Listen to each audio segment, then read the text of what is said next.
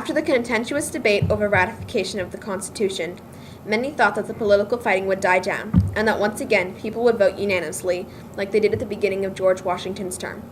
But political parties were here to stay. Groups formed over different issues, and national opinion split into two major factions. The cabinet often had long debates, considering the problems of national debt, currency, and many more. Let's take a look at two Americans' views of these debates. Father, what are you reading? I'm reading the newspaper. The Federalists and the Democratic Republicans are having a big debate. Democratic Republicans? I thought we called them the Anti-Federalists. No, they aren't anti-federalists now that we have a federal government. They are the Democratic Republicans.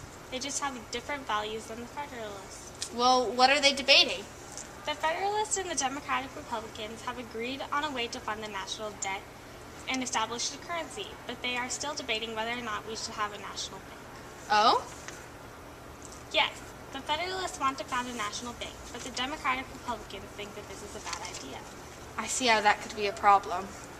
Jefferson says that it is not necessary and that it gets in the way of people's rights. What about Hamilton? What does he say? Oh, yes, Hamilton. He says that a national bank would make the collecting of taxes much simpler. Which side are you on? I agree with Jefferson.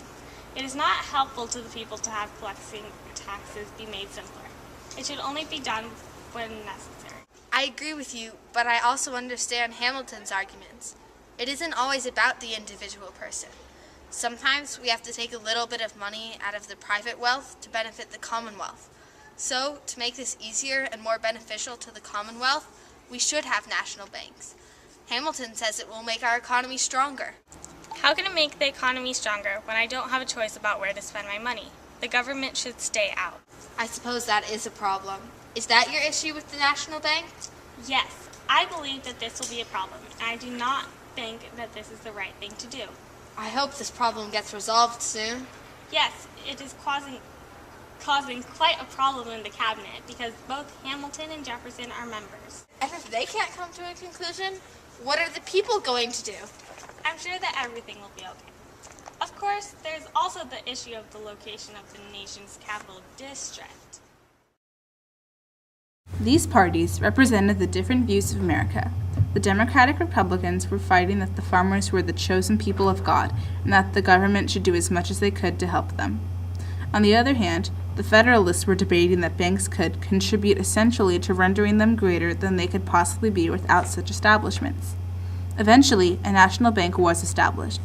Soon after this, Adams, a Federalist, became president, and Thomas Jefferson became the new vice president. George Washington had decided not to run for a third term as president, for he thought that a president should not serve for more than 8 years in term. If the president was in term for more than this amount of time, he could become a tyrant. The different parties changed the way that we view politics today, because it meant that there would always be people debating and never unanimity.